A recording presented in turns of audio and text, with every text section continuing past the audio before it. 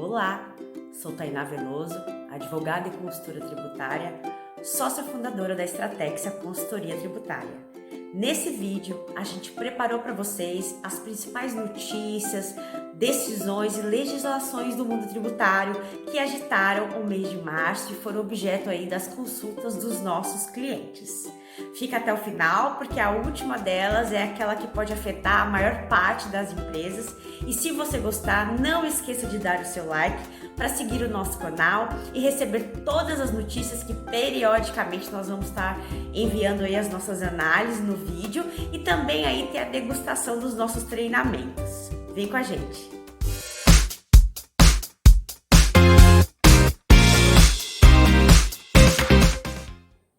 Então vamos lá. Uma das principais soluções que a Estratexia oferece é a Estratexia ABP, que é um mapeamento estratégico de notícias, legislações e decisões do mundo tributário que podem afetar determinada empresa de acordo com o perfil dela.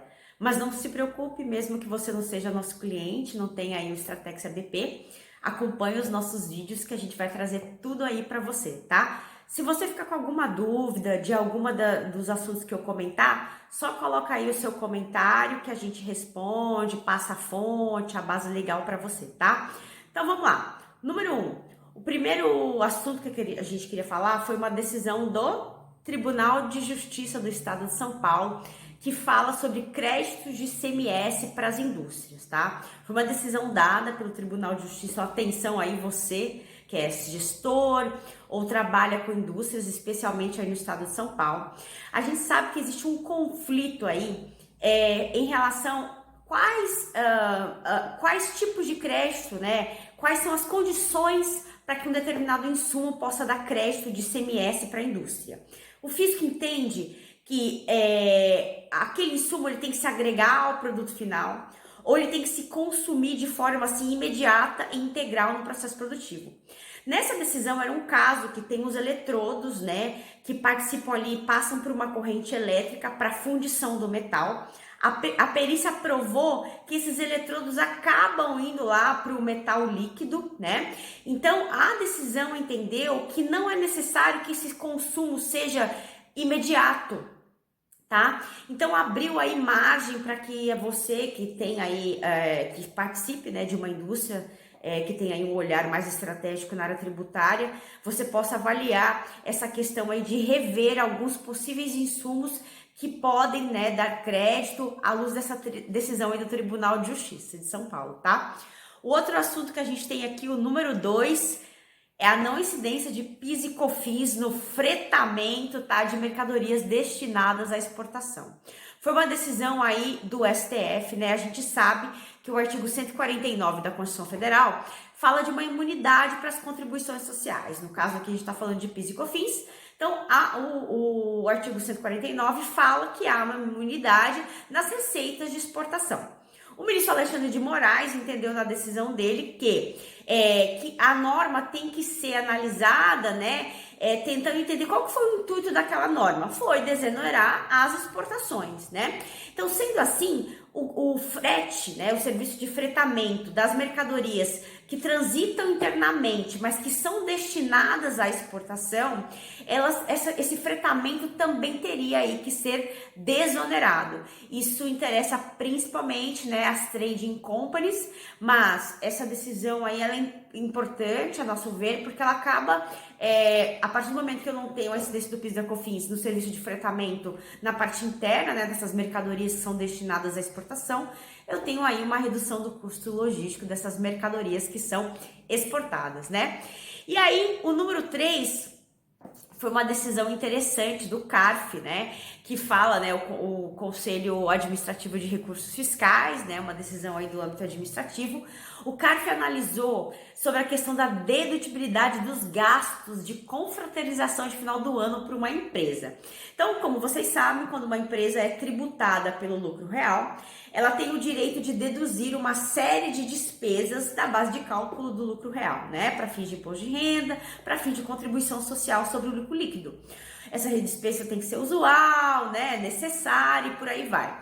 Nesse caso, o tribunal entendeu sim que tratava-se que as despesas de confraternização de final do ano são despesas necessárias. Então fica aí uma dica para você que trabalha, né, com empresa ou trabalha em uma empresa do lucro real, para vocês analisarem se essas confraternizações, seja de final de ano ou não, se vocês estão deduzindo as despesas com esses eventos e se o evento ele se enquadra, né, como uma despesa necessária, seja para fim de oportunidade, aí uma dedutibilidade que você não tá fruindo, seja para mensurar um risco, de repente é um evento que na verdade não é uma despesa necessária e você pode aí estar correndo o risco de ser autuado, né? Sempre importante você mapear isso daí, né?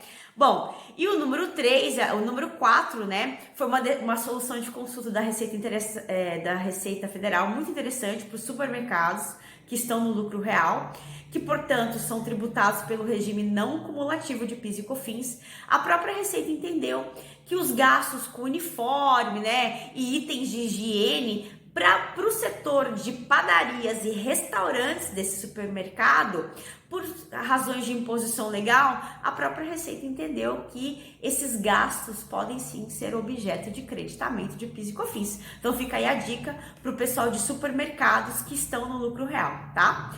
E o número 5 que a gente tem aí são créditos sobre frete com insumos sujeitos à alíquota zero. Também foi uma decisão do CARF. Então, o que acontece? Muitas vezes a empresa que está no regime não cumulativo de PIS e COFINS, né, ela tem direito de tomar o crédito de insumos, né, para o seu processo produtivo.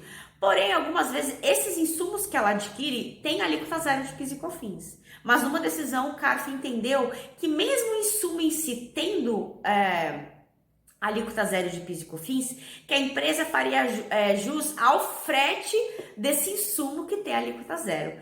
Também aí é uma decisão interessante, né, para que vocês possam aí rever os processos se vocês adquirem insumos com a alíquota zero, né, para que vocês possam passar e analisar seu caso de vocês passarem a apropriar o crédito sobre o frete desses insumos, né. Por fim, mas não menos importante, eu falei que o último assunto era um assunto que a nosso ver é bem relevante, trouxe bastante impacto aqui perante os clientes, foi uma decisão do STF que considerou inconstitucional aquela multa, sabe aquela multa que foi incluída lá no artigo 74, parágrafo 17, salvo engano, da Lei 9.430, aquela multa quando a Receita considera que a compensação que a empresa fez, né, a compensação de tributos federais, ela é considerada indevida, era prevista aí uma multa de 50% do débito. O STF considerou esta multa inconstitucional.